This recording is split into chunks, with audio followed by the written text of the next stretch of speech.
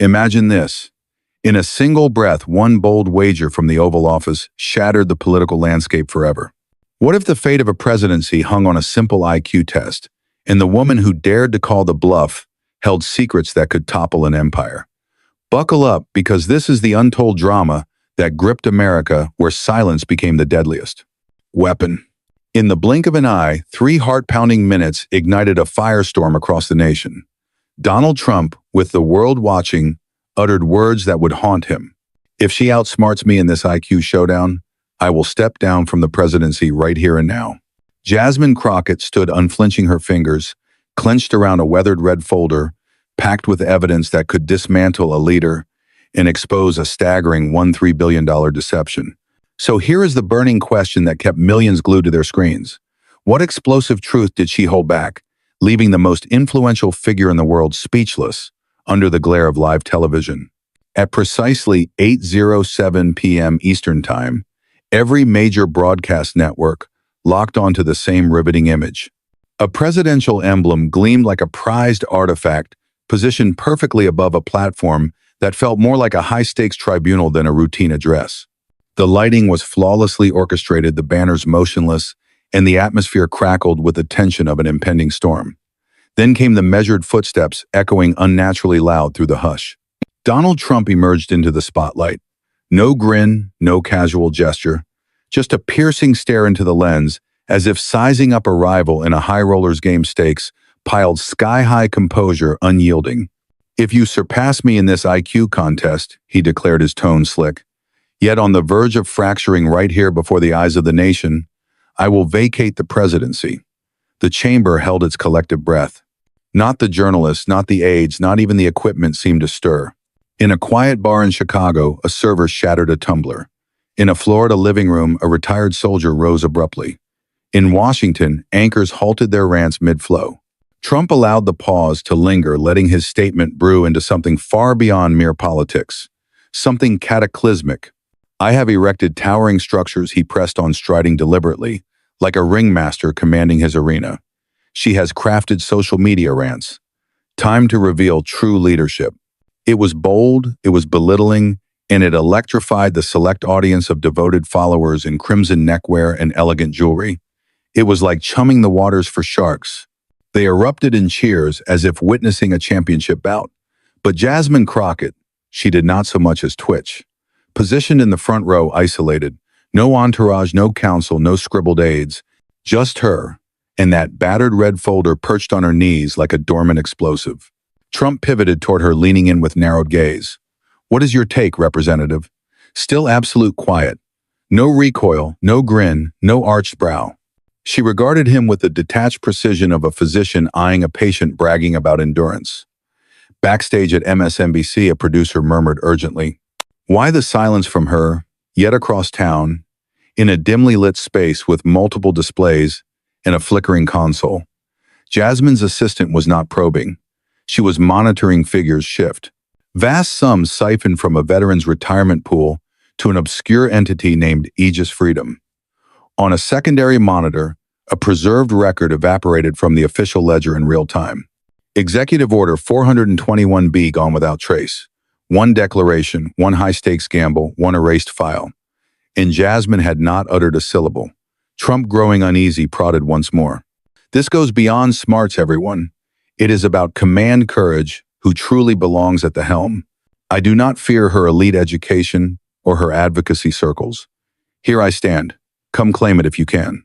The supporters thundered like at a victory parade, but a chill seeped in, not from ventilation, but from Jasmine's unyielding quiet. It was not meek, it was calculated precision. She deliberately rested her palm atop the folder, not to reveal it, not just yet, merely to signal its presence to the watching world. 3 minutes ticked by. The globe's mightiest leader had staked his throne on a challenge he believed he dominated, and Jasmine Crockett had not risen from her seat. So what lurked within that crimson binder that prompted a commander-in-chief to risk it all before she even voiced a response? Hold your breath, because those fleeting moments of hush exploded into hours of nationwide turmoil, revealing cracks in the foundation of power. The instant Trump's vow, "I will resign," the presidency reverberated, nationwide devices lit up like fireworks, channels faltered, and online tags blazed like wildfires. But in one digital nook, calm prevailed.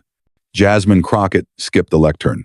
No chats with reporters, no official statements, just a solitary update on her verified X profile at 8:16 p.m. Allow the nation to observe and absorb. No tags, no icons, no elaboration. And astonishingly, it resounded louder than any amplified tirade Trump had ever delivered. Deep in Houston, her core team huddled in a command center bathed in glow from displays and fraught energy. Screens buzzed with commentators demanding, "Why the delay in her reply?" But her inner circle understood the strategy. Jasmine was not evading. She was orchestrating. Her media strategist, Ela, strode back and forth, gripping her device fiercely. "Hit back now," she insisted. "He is framing you as hesitant." But Jasmine remained steady. She rotated the folder leisurely as if it pulsed with life. "This is not a board game," she murmured deeply.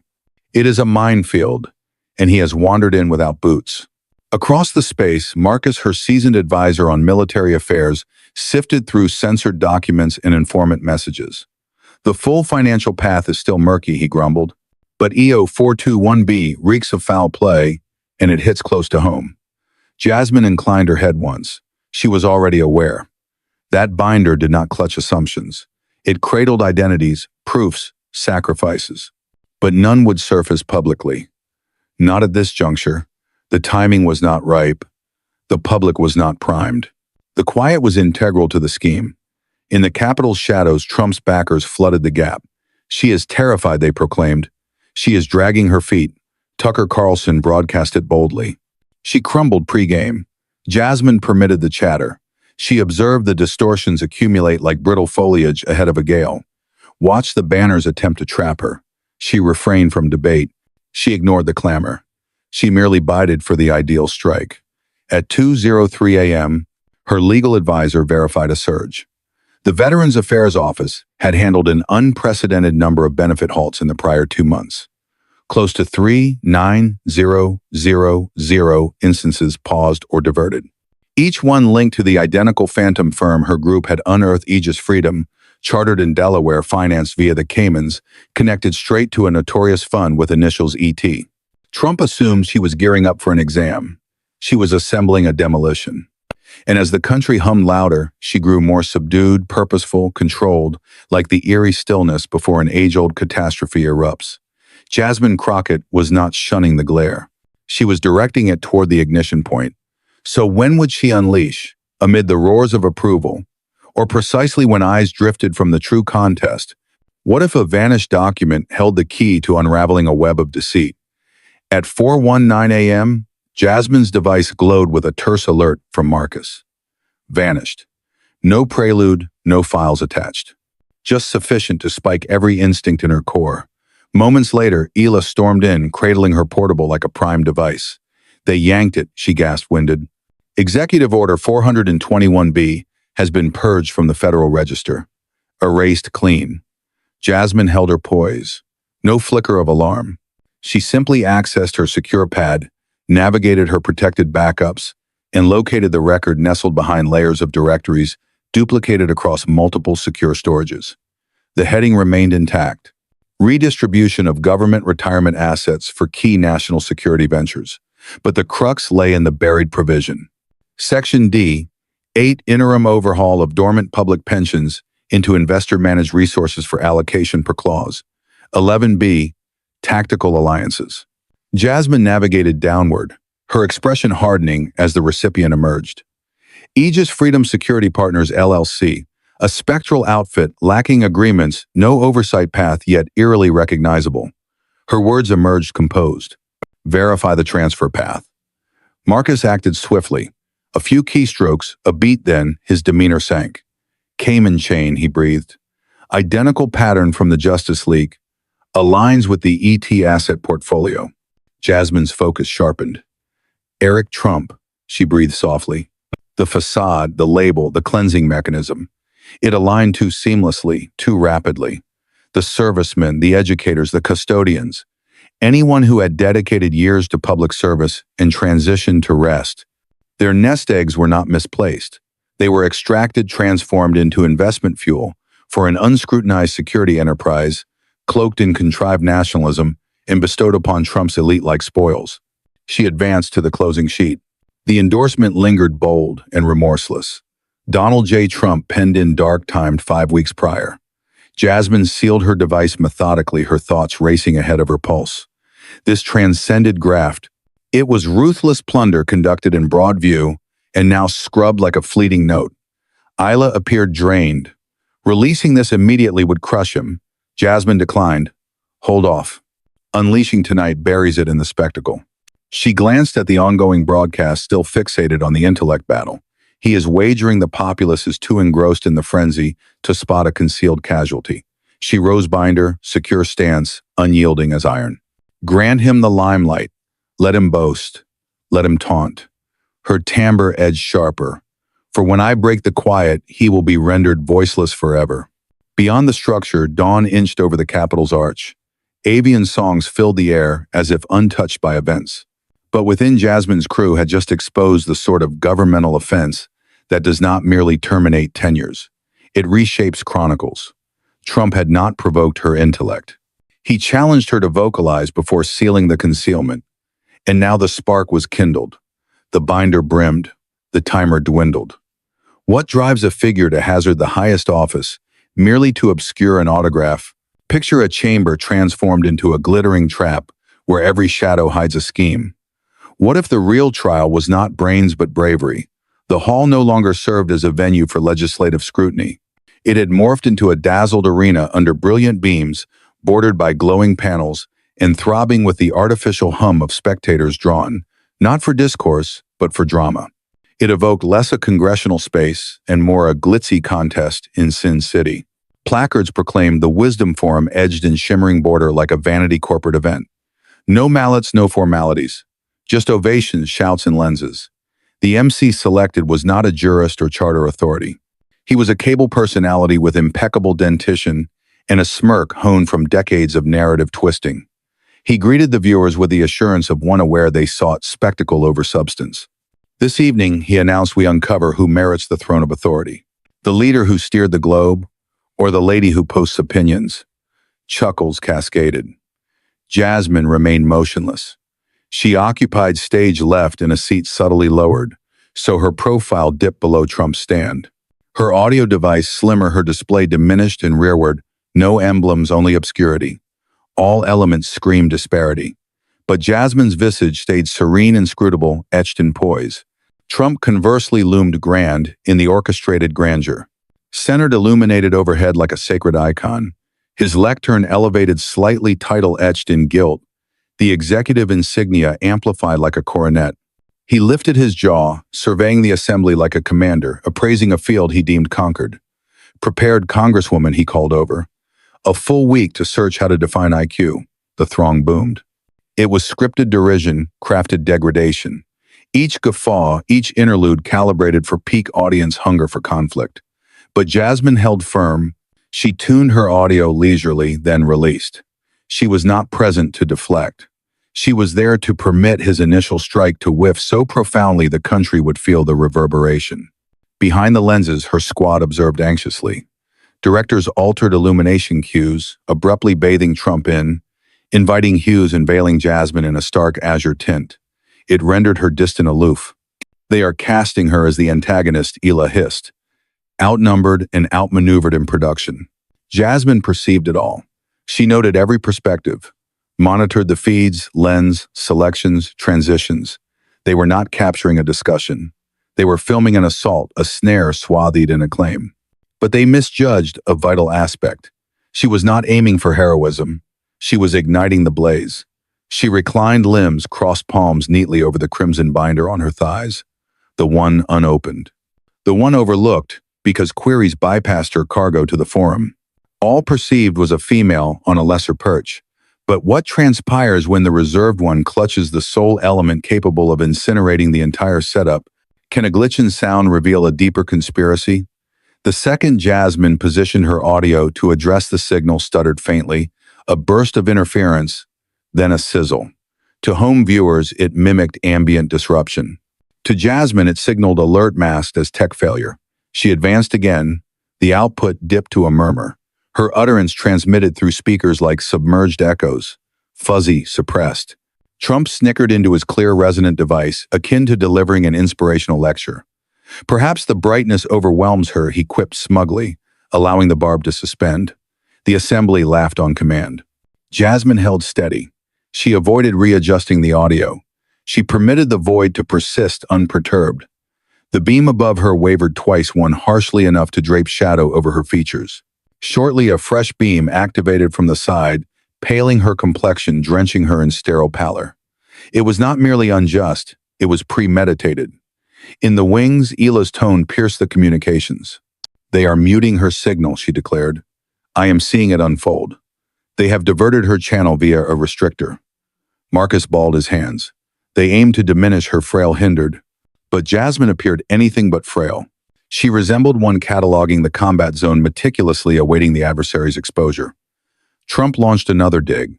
"Thought this was a brainpower gathering," he jested, displaying that refined leer. "Not counseling hour." Laughter anew. The host tittered courteously, then shifted. "Representative Crockett," he inquired. Care to retort, but her audio failed to capture. Only subtle respiration reached the output. Yet Jasmine maintained cadence. She sustained her gaze ahead, form impeccable, the crimson binder idle in her lap like it throbbed. She angled her head marginally sufficient for the upper glow to strike one eye shading the other, and then at last a deliberate grin. It was not expansive. It was not inviting. It was the sort of grin witnessed in tribunals just prior to counsel unveiling the record the accused presumed obliterated. It unsettled Trump more than any retort might. For an instant, his mandible tensed as if doubting his dominion. In the wings, Jasmine's crew hunted alternatives. "We could stream direct," Isla proposed. "Bypass the primary signal patch audio via our setup," Marcus negated. "Patience. Let them assume she is cornered. Let them construct the facade." He halted. "For when she inverts it, the downfall will cascade upon them." Jasmine extended and lightly rapped her audio once. Not for verification, not for grievance. Just an affirmation that she comprehended, that she discerned what they sought to stifle. Then she settled back, limbs crossed, gaze intact, grin undisturbed. They could dim the beams. They could sever the sound, but they could not halt what she poised to disclose. So the genuine inquiry was not the extent of her suppression, but what terrorized them enough to prevent the nation from hearing. What if one piercing stare from the shadows could shift the tide of an entire confrontation? Jasmine's focus drifted intentionally to the third-tier stage right. Her vision did not roam the masses. It fixed. One individual, one attire, one brewing tempest. Sergeant Alan Bridges remained rigid, too rigid for a venue fueled by uproar. Tanned complexion, crisp uniform standard trim, but his torso bare. No decorations, no identifier, no badges, just a pinned, folded banner of stars and stripes, and a pair of eyes that seemed to have confronted infernos and survived in secrecy. Jasmine recognized that countenance. She had encountered it opposite her in a sealed session 3 months back, timbre quivering as he recounted forfeiting his trauma therapy after the VA oddly reorganized his dossier. He had committed 19 years, endured dual deployments in the Middle East, and returned to a vow that dissolved with the same script authorizing Executive Order 421B. Now he occupied here, not concealed, not credentialed, but amid the onlookers. No focus on him, no sound near him, as if the apparatus feigned his absence. But Jasmine spotted him, and crucially, he spotted her. Their gazes intersected. No nod, no blink, just a weighted exchange that conveyed. Deny him victory through illusions. Triumph via reality. The surrounding throng persisted in acclaim applause murmurs. But Bridges stayed immobile. He poised like a warrior pre-engagement focused and awaiting the pivotal strike that alters all. And Jasmine. She firmed her hold on the crimson binder momentarily. That dossier did not merely encompass ledgers or fiscal shifts. It embraced his identity, his entitlements, his sworn account interred in a panel summary Trump supporters never anticipated resurfacing. She had not arrived to debate cognition. She had come to finalize what his forms could not. Trump continued rambling about his superior metrics and cognitive edge. The host chuckled once more, but Jasmine tuned it out. Her scope narrowed until only her perch and Sergeant Bridges in Tier 3 existed. A secondary beam faltered. Another audio hiccup. The clamor amplified, but so did her resolve. No urgency to counter. Not while they deemed her trapped. Not amid their mockery and light manipulations and volume slashes. For the more they tilt the arena against her, the more shattering the reversal when she upends it. And Bridges would persist, observing, anticipating. If the arena is skewed, when do you abandon their rules and weaponize the snare against them? Prepare for the opening salvo, a riddle that could crack open not just minds but hidden agendas. The initial round struck like a theatrical jab, dazzling, deafening, tailored for maximum spectator effect. The host flashed a polished grin, motioned to the rear display, and declared swift reasoning, 60 seconds apiece. Let us unleash the mental firepower. Trump flexed his joints like a contender loosening pre-bell. Jasmine stayed inert. The opener dropped like a pebble on stone. If 5 devices require 5 minutes for 5 components, how long for 100 devices on 100? Trump interjected before completion. 5 minutes. The assembly detonated as if a game buzzer rang. Accurate, the host affirmed, inclining. The leader demonstrates agility defying years. The lens cut to Trump's smug expression. He cast a glance at Jasmine like one who had inflicted the first wound, eager for her to falter. She showed no reaction. The follow-up was trickier, an abstract pattern in a grid. Trump paused briefly, then offered with a shrug. Option C, correct again. The display illuminated green. Cheers swelled like a surge. Jasmine's opportunity arrived, and the audio crackled once more.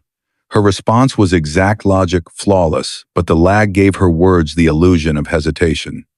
Viewers at home tweeted, "Why is she stalling? Is she nervous?" It was all misdirection, but optics were weapons now, and the room was rigged with them. Trump took another jab. "I thought this was an IQ summit," he quipped, flashing that polished grin. Not a therapy session. Laughter again. The moderator chuckled politely, then pivoted. "Congresswoman Crockett, would you like to respond?" But her mic did not pick it up. Only the faint sound of breathing reached the speakers. Still, Jasmine did not break rhythm. She kept her eyes locked forward, her posture perfect, the red folder resting untouched in her lap like it had a heartbeat. She tilted her head slightly, just enough to let the overhead glare hit one eye, casting the other in shadow, and then finally, a slow smile. It was not big, it was not warm. It was the kind of smile you would see in a courtroom right before an attorney pulls out the one document the defendant thought had been destroyed. It rattled Trump more than any words could have. For a moment, his jaw clenched like he was not sure if he was still in control. Backstage, Jasmine's team scrambled for options. "We can go direct to live stream," Ela said. "Override the main feed, patch her mic through our own system." Marcus shook his head. "Not yet. Let them keep thinking she is boxed in. Let them keep building the stage." He paused because when she flips it, it will all come down on their heads. Jasmine reached forward and gently tapped her mic once, not to test it, not to complain, just a reminder that she knew that she heard what they did not want her to say. Then she sat back again, legs crossed, eyes still smile untouched. They could dim the lights, they could cut the audio, but they could not stop what she was about to reveal. So the real question was not how much they had silenced her, but what were they so desperate to keep the country from hearing? The applause had not even died down from Trump's last jab, when Jasmine's gaze shifted subtly, purposefully toward the third row stage right. Her eyes did not scan the crowd, they locked. One man, one uniform, one silent storm. Sergeant Alan Bridges sat still, too still, for a room built on noise. Bronze skin, pressed jacket, regulation haircut, but his chest was bare. No medals, no name tag, no insignia, just a folded American flag pin and a pair of eyes that looked like they had stared down fire before and lived to tell no one. Jasmine knew that face. She had seen it across from her in a closed-door hearing 3 months earlier, voice shaking, as he testified about losing his PTSD medication after the VA mysteriously restructured his file. He had served 19 years, survived 2 tours in Iraq, and returned home to a promise that disappeared with the same ink used to authorize Executive Order 421 Ampere. Now he was here, not backstage, not behind a press badge, but seated with the audience. No camera on him, no microphone near him, like the system was trying to pretend he was not there. But Jasmine saw him. And more importantly, he saw her. Their eyes met. He did not nod. did not blink, just stared with a weight that said, "Do not let him win with the lights, win with the truth." The crowd around him kept cheering, clapping, whispering, but Bridges did not move. He sat like a soldier before Battlecom locked in and waiting for the shot that would change everything. And Jasmine. She tightened her grip on the red folder just once. That folder did not just contain spreadsheets or financial transfers. It held his name, his benefits, his testimony sworn, certified and buried in a subcommittee report Trump's allies never expected to resurface. She had not come here to argue IQ. She had come to finish what his paperwork could not. Trump was still speaking, rambling about his genius test scores and big brain energy. The moderator chuckled again, but Jasmine did not hear it. Her focus narrowed until all that existed was her chair and Sergeant Bridges in row 3. A second spotlight flickered. Another mic glitched. The noise grew louder, but so did her certainty. She did not need to respond yet. Not while they thought she was boxed in. Not while they laughed and shifted the lights and cut her volume. Because the more they stacked the room against her, the more undeniable the collapse would be when she flipped it all. And Bridges, he would still be watching, waiting. If the room is rigged, when do you stop playing their game and start turning the trap against them? The first round hit like a stage punch. Flashy, loud, designed for maximum audience effect. The moderator flashed a toothy grin, gestured to the screen behind them, and announced rapid logic. 60 seconds each. Let us test the firepower. Trump cracked his knuckles like a boxer stretching before the bell. Jasmine did not move. The first question dropped like a marble on tile. If 5 machines take 5 minutes to make 5 parts, how long will 100 machines take to make 100 parts? Trump blurted it out before the moderator even finished 5 minutes. The crowd erupted as if someone had just hit a buzzer on a game show. Correct. The host confirmed, nodding. The president shows reflexes that defy his age. The camera cut to Trump's smug smile. He threw a glance toward Jasmine like a man who just drew first blood and wanted her to bleed confidence. She did not react. The second question was harder, more abstract. Something about pattern recognition inside a matrix grid. Trump hesitated for less than a second, then gave an answer with a shrug. Option C, correct again. The screen lit green.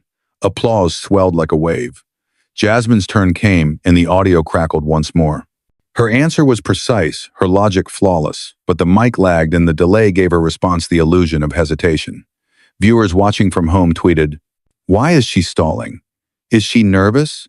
It was all misdirection, but optics were weapons now, and the room was rigged with them. Trump leaned into the moment like a showman who knew how to hold the floor. He spun around to face the audience. "She is great at writing tweets," he smirked. "But can she actually solve anything?" The crowd burst into laughter as if intelligence could be measured in punchlines. Backstage, Hila bit her lips so hard she tasted blood. "He is steamrolling the optics," she muttered. Marcus added there, handing him the board, giving him time-perfect lighting reaction shots. Jasmine knew she was counting the beats. She was not trying to win this round. She was baiting him into thinking he had already won the war. The scoreboard ticked. 3 correct for Trump, 2 for Jasmine, 1 marked delayed response even though she was right. Mr. President leads the summit. The moderator beams, showing the nation the speed of executive thinking. Trump lifted his hand like a champion at a rally. "Fast brain, big brain," he quipped. "Always has been." The red folder on Jasmine's lap remained untouched, but inside it time was ticking. Documents, evidence, names, waiting like explosives, with fuses she had not lit yet. She was not losing, she was luring. Trump mistook the silence as weakness. He mistook the restraint as defeat, and that is exactly how she needed him to feel. Because sometimes the most dangerous strategy is not to fight back early. It is to let your enemy believe they have already won right before you burn their entire empire down. She waited until the cheers faded, and the room reset itself into smug silence. Trump leaned back like a king on his throne, tapping his fingers as if he were waiting for dessert. The moderator shuffled cue cards, already preparing for the next round. That is when Jasmine leaned forward. No smile, no flair, just precision. "Before we continue," she said, voice crisp and surgical, "I would like 1 minute to raise a question on transparency." Trump chuckled, almost gleeful. She wants to change the subject already. Typical. More laughter echoed, but Jasmine did not blink. Her index finger hovered over the touchscreen in front of her. 1 tap, 1 click. The entire LED wall behind them changed with a soft mechanical hum. Gone were the IQ graphics and flashy banners. In their place, a sterile white slide titled in bold letters, VA, Retirement Fund Transaction Timeline.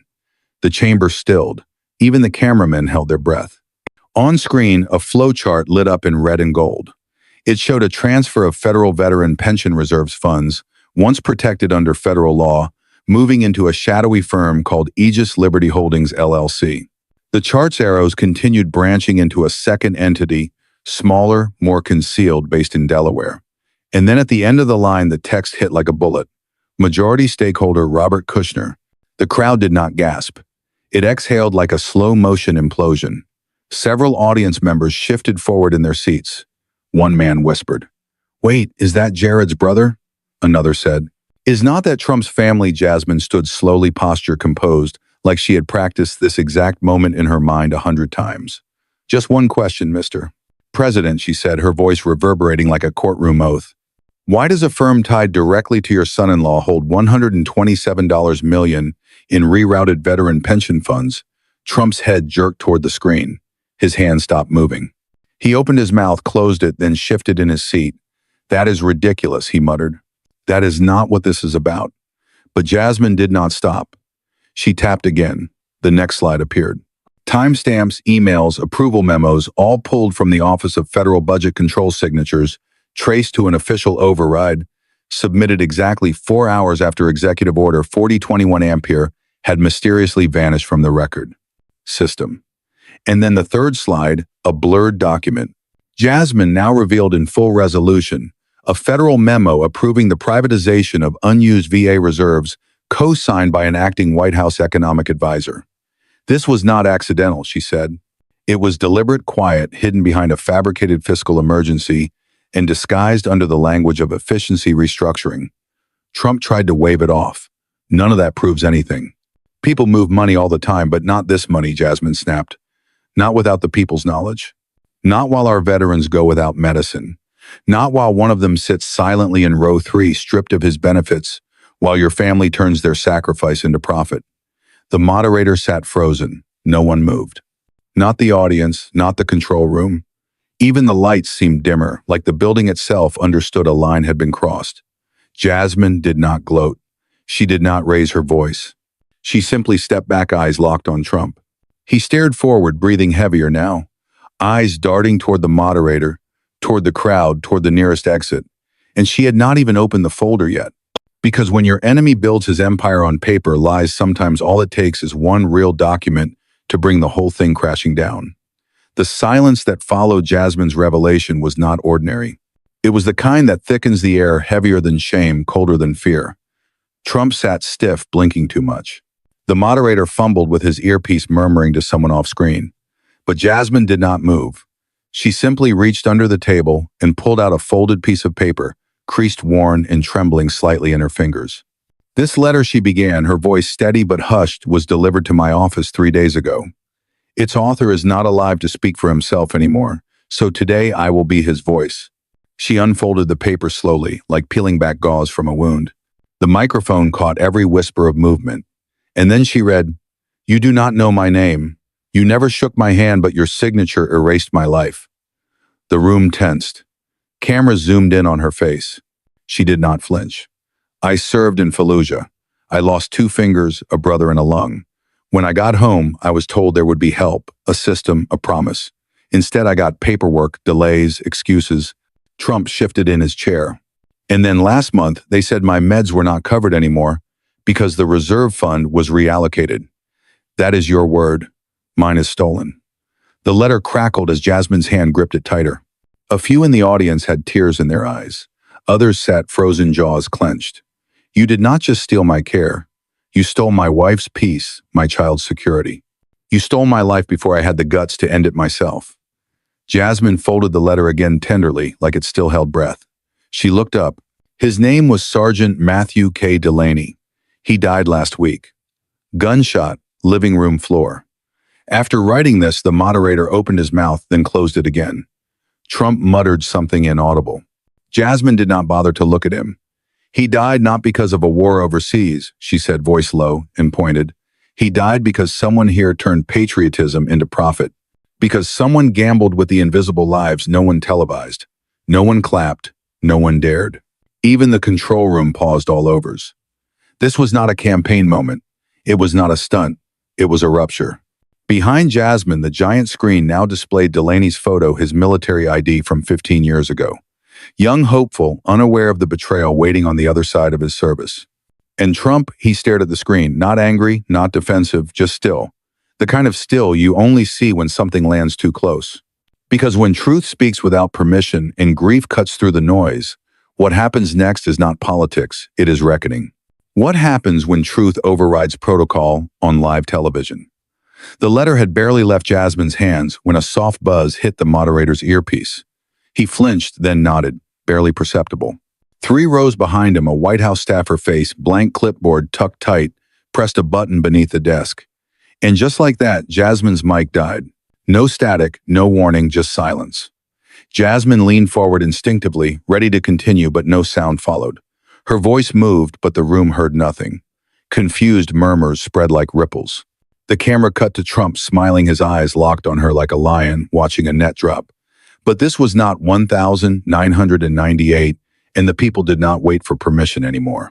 By the time her mic cut, a young vet in the 4th row had already clipped the suicide letter segment on his phone and uploaded it to TikTok. Within 5 minutes, it was reshared by a former Army medic with 3 million followers. Within 8 minutes, it hit Twitter, now X, with the number IQ Gadavets betrayed. Within 10 minutes, the control room's monitor lit up with red alerts. Jasmine's silenced voice was echoing louder online than it ever had in that chamber. Back in the hearing room, she did not panic.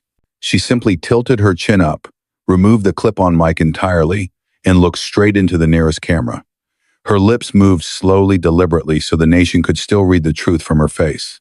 A White House press liaison whispered furiously to the director, "Cut to a commercial. Cut to Trump. Cut to anything." Too late. The live stream chat on C-SPAN exploded with comments. "Why is her mic off? We see you. Play it louder." Ela, watching from a staff office 3 floors up, stood up so fast her chair toppled. "They just triggered a Streisand effect," she muttered. Marcus beside her nodded. They did not cut her off. They amplified her. It is a digital riot now.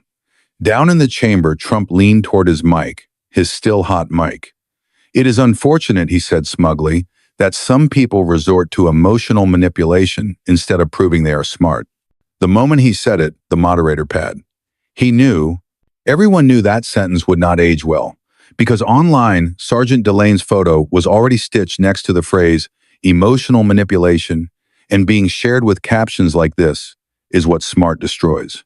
Jasmine Crockett does not need a mic to be louder than the president. Somewhere in the control room, someone whispered, "Sir, the live chat just crossed 7,000,000 active viewers." Another voice followed. "And trending in 12 countries." Jasmine sat still, not defiant, just calm like a storm that had already hit land. Her eyes were not on Trump anymore. They were locked onto the lens, speaking to America without sound, but full of meaning. Because when the truth goes viral, faster than power can silence it. What happens when the government's hand hits the mute button too late? She did not wait for her mic to come back. She did not ask for permission. She simply stood up, lifted the slim encrypted tablet from her seat, and walked calmly, deliberately toward the center monitor. Trump was mid-sentence, tossing out lines about fake outrage and budget reallocations, but his words landed flat. The nation had already heard the letter. Now it was ready for numbers. "Since my voice was cut," Jasmine said, turning to face the camera, "I will let the numbers speak instead." She tapped the tablet once. Behind her, the LED wall flared to life again. This time with a spreadsheet so large, the font had to shrink to fit all the rows. Names, military IDs, states, dates, 42013 entries. Each line told the same story, a veteran who had lost access to their full benefits since Executive Order 40 Cornea had disappeared. The chamber did not make a sound. Even the moderator forgot to breathe. This Jasmine continued as the full list of former service members whose disability stipends or medical coverage were either delayed, slashed, or terminated within the last 90 days. All traced to the same administrative loophole, the one created by the so-called emergency override. Trump shifted again, but this time it was not theatrical. It was uncomfortable because even from his seat, he could see the names, some highlighted in red, some marked deceased. Jasmine swiped again, and a government document filled the screen. A memo from the Department of Veterans Affairs. The digital watermark read, "Classified, do not release to public." But someone had before they removed this from the archive, she said. We secured a snapshot. It proves the pilot program for privatizing VA funds began 6 months before the order was signed. This was not an accident, it was a blueprint. A flicker of panic crossed the moderator's face. Miss Crockett were not cleared to. She cut him off with a glance sharp enough to draw blood. Is the country not cleared to know how its heroes were betrayed? Is that the kind of intelligence we are measuring today? The room stayed silent. Trump finally grabbed his mic, voice rising. This is an ambush. This was supposed to be a debate, an IQ challenge, not a witch hunt. Jasmine did not respond. Instead, she walked to the front of the stage, stood beneath the towering list of names, and stared directly into the camera. These are not numbers. They are stories. Their funerals no one filmed. Their phone calls no one returned. They are the receipts of neglect, signed with silence. The live stream comment section began flooding. My uncle's name is there. My sister's ID is on that list.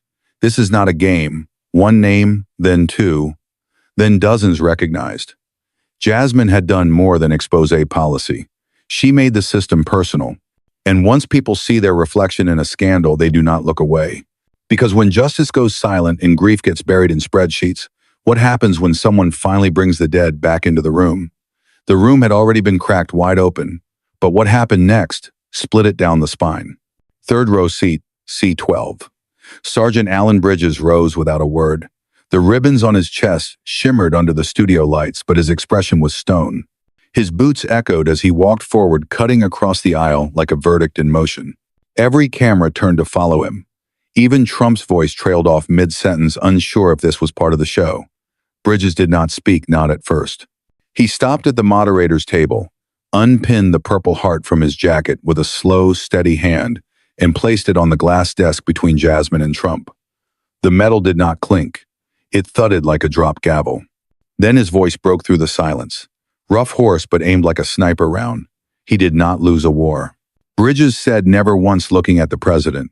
He sold the people who fought it. Trump's face tightened, but he stayed still. I got this. Bridges gestured to the metal for catching shrapnel in my back, trying to drag my lieutenant out of a burning Humvee in Kandahar. I did not scream then. I did not cry when they amputated my leg, but I cried when the VA sent me a letter saying my medication would be reevaluated due to executive redirection. I cried when my daughter asked why I was screaming in my sleep again. He turned to the crowd, and now I cry watching brothers like Sir June Delaney get buried because someone in this room wanted a bigger yacht. Jasmine did not blink. She stood still, letting the truth breathe. The moderator leaned forward, clearly unsure whether to intervene. His hand hovered near his earpiece again, but this time he did not touch it because the audience had risen too. Slowly, veterans in the back row stood. Some removed their caps, others crossed their arms. Not a single one looked at Trump. The Purple Heart sat like an indictment gleaming beneath the overhead lights. Trump stared at it but did not reach. This is not about smarts, Bridges said. It is about memory, honor, decency, all the things we are told matter more than IQ when you are sent to war. But I guess they do not matter when you are trying to privatize what is left of us. Trump finally grabbed his mic again. Sir, I appreciate your service, but no one heard the rest because someone in the back clapped, then another. Then it spread quiet at first, then thunderous. Applause not for drama, not for politics, but for a man who put down his medal like a challenge coin at the feet of corruption. Bridges nodded to Jasmine, once brief respectful, then turned and limped back to his seat. And Jasmine finally spoke again, her voice low. You do not measure intelligence by how fast someone answers a trivia question. You measure it by how deeply they understand the cost of silence. The cameras caught Trump swallowing hard because in that moment, surrounded by medals, names, and grief, he was not facing Jasmine anymore. He was facing the nation when even the uniform turns its back. What defense remains? The Purple Heart still sat on the desk like a loaded weapon, but it was not the metal that detonated the room. It was what Trump did next. He lunged forward in his seat, fists slamming against the armrest, and roared into the mic like a man watching his empire slip through his hands. This is a setup, he bellowed, face reddening like a slow boil. You planted this vet. She is a fraud, a fake, a prop with a law degree. Gasps rippled across the chamber. Jasmine did not flinch. She stood as if already expecting the outburst like a seasoned fighter who knows when the opponent's punch is coming too wide, too desperate. "If I am fake," she said slowly, reaching into her folder, "then explain this signature." She slid a paper across the glass table, face up angled for the cameras. The seal of the Department of Veterans Affairs shone faintly in the corner across the middle, Executive Order Fort 1 Ampere, and at the bottom, unmistakably in black ink, Donald J. Trump. The moderator froze. The cameraman instinctively zoomed in. "This is not a copy," Jasmine said. Voice ice over fire. "It is the original signatory document pulled from the Office of Legal Counsel before it was scrubbed. It has your ink, your fingerprint, and your timestamp." She paused just long enough for the weight of those words to settle, then added almost too softly to catch that someone inside still believes in the Constitution, and they left this in a plain envelope. No return address, no note, just truth. Trump's mouth opened, but nothing came out. Jasmine stepped closer. "You did not just know about the cuts, you authorized them." Signed off on a Friday at 6:32 p.m., after a private dinner with the CEO of Aegis Liberty, who, for the record, is also your daughter's father-in-law. The temperature in the room plummeted. A young assistant at the edge of the set whispered to another. "This is perjury-level exposure," the other replied. "This is not a hearing anymore. It is a televised indictment." Trump tried to recover, standing now, jabbing a finger toward Jasmine. "This was stolen. You hacked it. You are colluding with foreign data moles or the deep state," or she cut him off. "Sir," she said, "lifting another sheet, here is the flight log from that dinner, and here is the financial memo showing the transfer of $3 million, $2 million into Egypt Liberty's Cayman account 24 hours later." Every monitor in the studio lit up with overlays, charts, scans, receipts. It was no longer just an argument, it was a collapse. Trump's face twisted. His lips curled back like he wanted to say something so venomous it would burn through concrete. But all that came out was a rasp. "This is war." Jasmine leaned in so the mic caught every syllable. "No, Mr. President, this is America finally watching." The audience sat frozen. No applause, no boos. Just the thick electric silence of a country realizing the emperor's clothes were not just missing. They were shredded and sold. And Trump, for the first time, looked like he might bolt from the stage.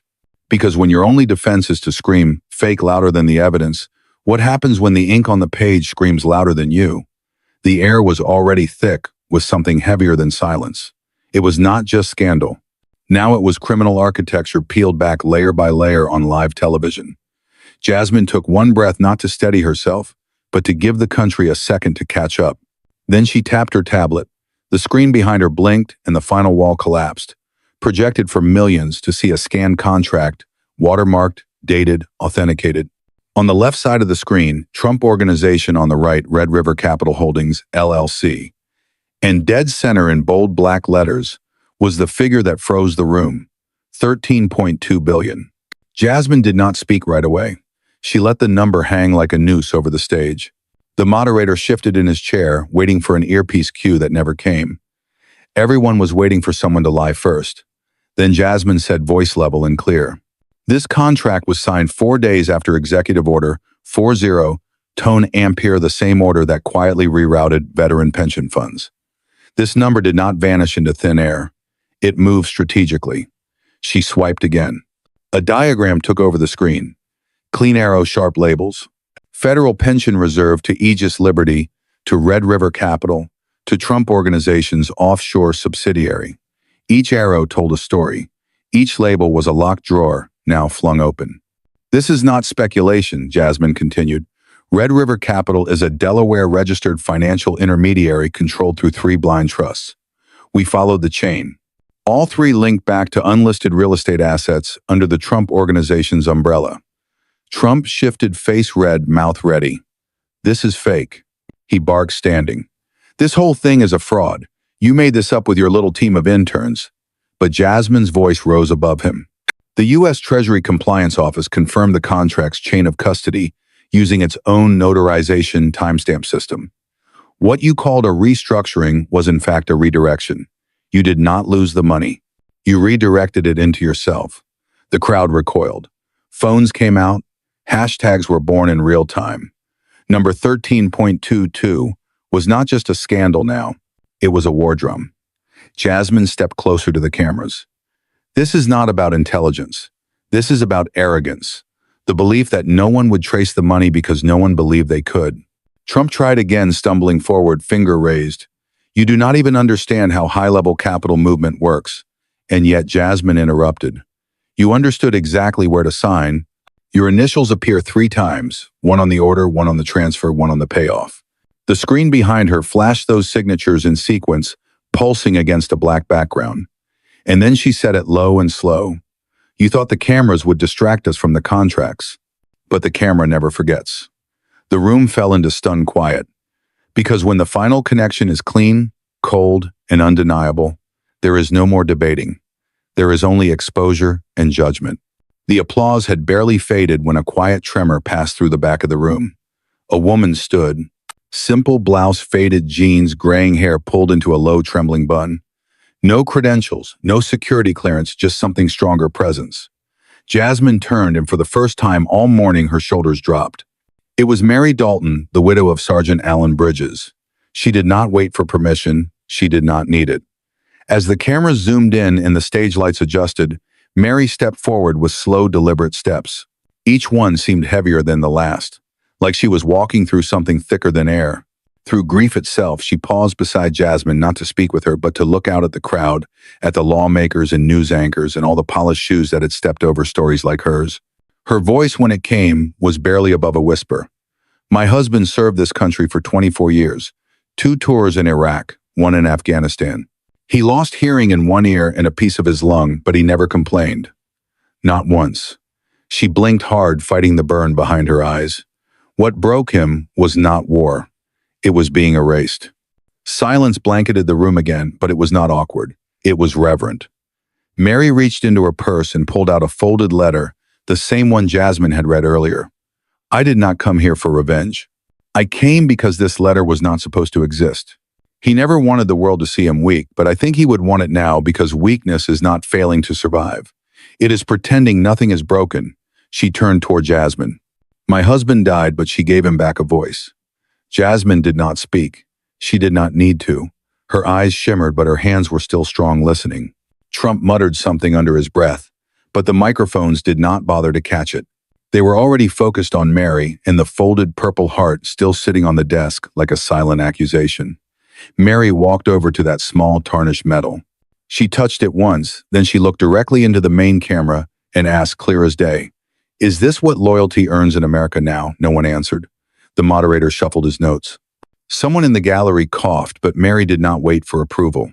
She nodded once to Jasmine, then turned and walked away, her figure shrinking as she returned to the crowd. No applause, no spotlight, just truth and silence. And maybe that was the real blow. Because in a room full of suits and scripts and noise, one widow's voice had pierced it all. What if the real battlefield was here all along? It happened without warning. 1 second, the image of Mary Dalton's retreating figure filled screens across America. The next, millions of televisions blinked to black. No fade out, no transition, just a flat digital gasp and then silence. On Fox News, the broadcast was gone. In its place, a cheerful jingle and an anchor awkwardly pivoting to breaking economic updates. But the damage was done. Hashtags exploded within 60 seconds. Feed cut. Silence is guilt. What are they hiding? Because elsewhere the story kept breathing raw and uncensored. MSNBC did not blink. YouTube streams bootleg from 5 different angles surged in views like a tidal wave crashing into the firewalls of denial. 32 million Americans were now watching live, watching Jasmine, watching Trump, watching every word not meant to be heard. In a dim studio control room somewhere, a Fox News producer slammed a fist against the console. "We are losing the narrative," he muttered. But outside the booth, the narrative was already gone, untethered, viral, alive. Jasmine knew it. She did not even flinch when the studio lights flickered. She leaned forward, eyes narrowing like a sniper locking target. "Cutting the feed does not cut the facts," she said slowly, letting the microphone hum with tension. "This country is not a television set. You cannot mute a reckoning," Trump scoffed. But even he was checking the screens now, seeing the ripple through his own war room in real time. His staff looked like chess pieces, suddenly realizing the board had tilted. Camera still rolling. Jasmine raised a slim black flash drive. "Since they are worried about what you see, let us show you something." They tried to bury a tap on her tablet. A new feed replaced the last one. Surveillance footage. A closed-door meeting inside the Department of Veteran Affairs. There he was, Jared Kushner leaning over a leather chair, whispering to a lobbyist from Red River Capital. Behind them, a wall-sized spreadsheet with 3 words circled in red: pension allocation strategy. The crowd did not gasp. They inhaled and forgot how to breathe. Backstage aides scrambled like fire ants. Trump's lawyer pulled out his collar. One assistant nearly tripped on a wire, but Jasmine stayed still calm. Her voice was now steel wrapped in velvet. You cut the cameras, but the truth does not need your permission to show up. The moderator did not dare interrupt. Phones lit up the audience like a constellation of disbelief. Screenshots flooded every social platform faster than algorithms could catch up. Grandma in Kansas, teenager in Brooklyn, a nurse on break in Detroit. They were all watching now, not just a hearing, but a reckoning, unspooling in real time. In that moment, Jasmine was not just a congresswoman. She was the firewall, and she had just become the most watched woman in America. The stream was still live when the first warning came. A sharp ping lit up Jasmine's encrypted tablet. Not from her staff, not from press, but directly from a long, silent DOJ contact. No greeting, no preamble, just 2 cold lines I initiated. You are now under internal review. She stared at the screen, pulse rising. Her fingers tightened around the tablet just slightly, like it had turned into evidence in her own trial. The words were not just a warning. They were a threat dressed as protocol. Behind her, Ila's voice cracked through the comms. They are circling. Marcus looked pale. If you walk out that door now, he paused, breath short. Will there be cameras or cuffs waiting? Jasmine did not answer, but her stillness said everything. This was not fear. It was calculation. She was weighing the cost not of the lie, but of the truth she had just set loose.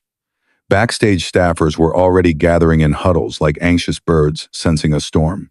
Whispers shot through Capitol Hill like static down a fray wire. The message spreading from office to office was not official, but everyone felt its weight. The Department of Justice was preparing to turn the lens around on her, on Jasmine Crockett. They called it overreach, improper disclosure, national security compromise. But she knew the truth. They were not trying to protect the country, they were trying to protect him. The man behind the desk, who had just been caught selling out the very people waving flags for him outside. That night, an anonymous chain email was forwarded to dozens of Republican lawmakers. Subject line: hold.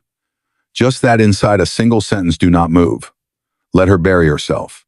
It had no signature, no logo, just the kind of silence that screams louder than threats. Jasmine's chief of staff paced the hallway, voice tight. They are baiting you, voice tight. They want an emotional move. They want a misstep on live television. Jasmine did not answer right away. Her hands were folded again like they were before the broadcast began. Same stillness, but now behind her eyes, something darker brewed. I am not here to survive this, she finally said. I am here to finish it. That silence on the Hill. It was not fear. It was calculation. Democrats distanced themselves. Independents looked at the floor. Republicans grinned in corners. Only one person walked straight into her office that night, Representative Luis Ortega, a veteran son from Arizona. He placed a single file on her desk. Voice. This is not over, he said, but they are about to make you the villain in your own story. She opened the folder. Inside were screenshots from Homeland Security doctorate edits of her speech headlines ready to run the next morning. Crockett leaks military intel. One read another, worse Congresswoman aids foreign hack. Jasmine did not flinch.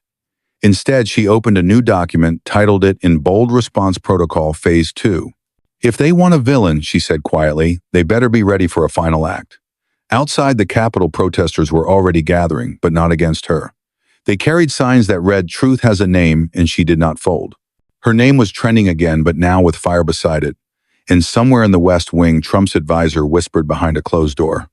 Why did not we shut her down sooner? But the question they should have asked was, what happens when the target stops running and starts aiming back?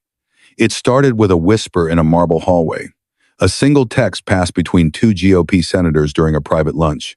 He has gone too far. That whisper became a spark, and by morning it had set fire to the walls the party had spent years building to protect its crown. At exactly 1:003 a.m., 7 Republican senators stood shoulder to shoulder in front of a sea of microphones. No Fox News logos, no MAGA caps, Just pale faces, tight jaws, and a podium that looked heavier than it should. Senator Mallory Griggs of Utah, a military widow and lifelong conservative, stepped forward first. This is not about politics anymore. She began, voice thin but steady. This is about betrayal. Behind her, Senator Owens, a fiscal hawk from Ohio, held up a manila folder. This contains enough redacted documents to shame 3 administrations, but only one signed them all. He did not say the name. He did not have to. Reporters leaned in like vultures, smelling blood. Jasmine watched from her office live stream playing on mute. The silence was deafening. Her staff sat frozen. She leaned back, crossed her arms, and whispered. Finally, back at the press conference, the moment cracked wide open when Senator Marcus Till from Texas, a man known more for hunting bills than headlines, dropped the line no one expected. We demand a fully independent investigation. No partisan filter, no DOJ shielding. If the president has nothing to hide, he can prove it under oath. Reporters exploded into questions, but the senators did not stay. They said what needed to be said, then walked off like a jury delivering a sentence. In that 30-second exit, America saw something it had not seen in years. Republicans breaking ranks not for power but for truth. By noon, the party cracks was trending on every major platform. Cable news hosts stumbled over themselves trying to adjust their narratives. Analysts scrambled to count the vote margins if impeachment were back on the table. And behind closed doors, Trump raged. He slammed his desk. Griggs is finished. I want files on every one of them. His aides nodded, but they knew this was no longer a controllable fire. This was collapse, and it was televised. Inside her hearing room, Jasmine picked up her pen again, scribbled something on the back of her notes. Just one sentence.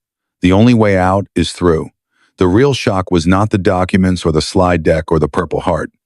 It was this, the moment loyalty snapped under the weight of truth. The termites in the wall finally bit back. And the question now was no longer whether Trump would fall. It was how many others he would take with him before the ground gave way. The room was carved from silence. Studio lights bathed the desk in presidential gold, but the man seated behind it looked anything but radiant. Donald Trump's tie sat crooked against a wrinkled shirt, and his hands, usually animated, commanding, were motionless. The seal of the United States shimmered behind him on the CBS broadcast, but his gaze avoided the camera. It was not a speech. It was surrender. 3 weeks ago, he began, voice raw. I issued a challenge I thought I could not lose.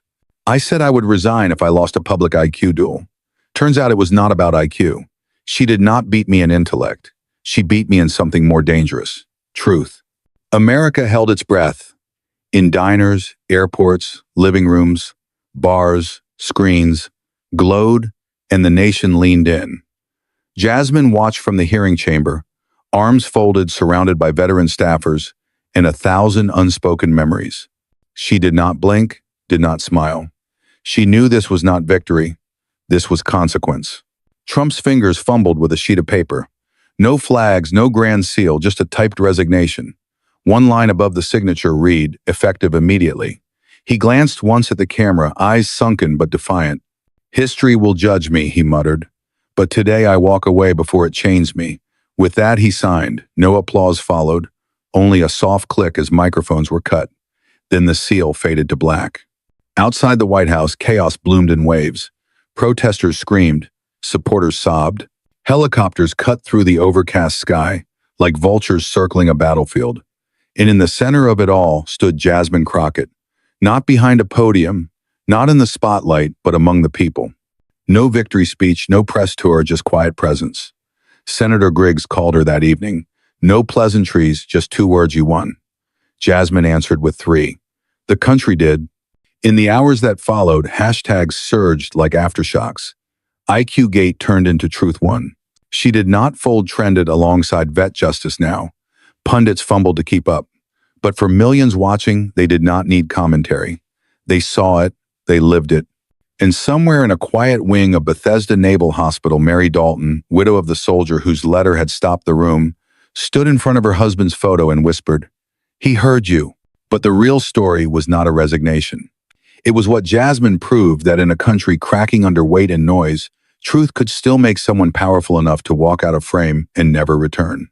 And when the cameras finally went dark, the only question left echoing across America was what happens now that the lie is gone and the truth finally speaks alone. No speech, no statement, no raised fist. When the hearing adjourned and the cameras flickered off, Jasmine Crockett did not wait for applause or questions. She simply stood, straightened her jacket, and walked out through the side corridor alone heels, clicking like a metronome, marking the end of something greater than a presidency. Capitol Security offered to escort her. She waved them off with a glance. Behind her, the chamber still smelled of sweat and static and truth. Ahead of her, the hallway curved into shadow, empty of reporters, free of flash. Only a janitor paused, hand on his mop, eyes wide with something unspoken. Jasmine gave him a nod. It was enough. Outside, the wind had shifted. The air was colder, now quieter, as if the nation itself had exhaled. Jasmine reached the sidewalk and kept walking. No limo, no entourage, just a quiet congresswoman, unknown to most a year ago, now etched into the nerves of a country trying to remember its soul. By the time she reached the corner of Constitution Avenue, her phone vibrated once, then again, then so fast it trembled in her palm. She did not stop to check it until a call came in from her assistant, Kay. Jasmine answered. "How many?" she asked. Kay's voice cracked. 430,000 emails in 2 hours from vets, nurses, moms, even a few Republicans. "Jasmine, they are calling you a mirror."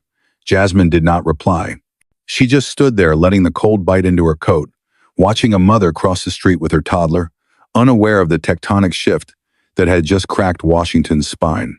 A street musician began to play something soft on the saxophone. Jasmine turned and walked on. Somewhere behind her, a Fox News anchor was trying to reframe the resignation as orchestrated manipulation. Somewhere else, MSNBC played the suicide letter again, the host tearing up on air, but Jasmine did not hear any of it. Her mind was elsewhere, on a worn photo tucked inside her wallet. Her father in uniform, a folded flag, a promise. She reached the reflecting pool and paused. The Lincoln Memorial loomed across the water, stone cold and silent. She stared at it for a long time. "You told the truth," she whispered, almost like prayer. "Now I have two." That night, her inbox passed 100,000. Her name hit trending lists in 22 countries. And yet she slept on her old couch, the television off her phone, face down, her breath finally steady. Because it was not about fame. It was about walking into a storm and coming out whole. And the question whispered on every screen across America was not about politics anymore. It was this. If Jasmine Crockett walked through fire alone, what would we do when it is our turn? The photo was grainy, but it did not matter. It showed a single object resting in the center of an old oak table. Sergeant Bridge Purple Heart. Its ribbon gently curled like a sleeping flag placed beside a folded letter creased from too many rereadings. No caption, no music.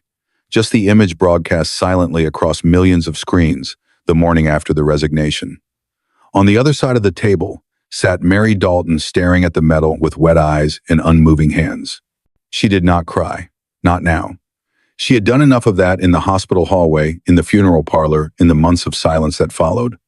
But in this moment, on this day, her grief was no longer just personal. It had become a ledger, a reckoning. Networks played the clip like a funeral march. This was not about being smart, Jasmine had said the night before, standing quietly behind a podium no longer hers. This was about being brave. And America listened not just with ears but with memory. Across the country, veterans posted photos of themselves with missing legs, folded flags, rejection letters from the VA. One caption read, "We gave everything. She gave us back our names." Schools began replaying the full hearing as a civics lesson. In barbershops and diners, people debated not about Trump's fall, but Jasmine's rise. At the Library of Congress, someone left a sticky note next to the exhibit on American conflict. It read, "Update this." The war was not just overseas, and still the Purple Heart in the suicide letter sat untouched on that oak table, frozen in time. A still life of sacrifice and betrayal, and now finally recognition. Some said the nation had been tricked, others called it theater. But for those who had watched with their hearts, and not just their politics, the truth was clearer than any news feed. Heroes were not always the ones with stars on their collars or flags behind their names. Sometimes they were women in sharp blazers, or soldiers without pensions, or mothers with shaking hands who stood anyway. And in that still frame, the metal, the letter, the silence. America did not just see what had happened. It saw who it had almost forgotten. Sometimes heroes do not wear uniforms or rise from battlefields. They simply dare to speak the truth even when it means standing alone. In a nation where power often overshadows compassion, it is the quiet courage that wakes a country up. What do you believe makes a true hero in today's America? Share your thoughts in the comments. If this story stirred something in you, do not just scroll, like, share, and subscribe to Mr. Truth Stories, where silence is shattered and truth finds a voice. Tap the bell, because the next story may not just expose corruption, it may awaken a nation. What part of Jasmine's stand will stay with you long after the screen goes dark? Tell us in the comments, because remembering is not enough unless we remember together. This dramatized story is inspired by real struggles and real people. All characters in dialogue are fictionalized for commentary and education. It is not intended to defame or mislead, but to inspire reflection and civic awareness. Thanks for watching. Truth is not over. It is just waiting for someone brave enough to listen and someone bold enough to speak.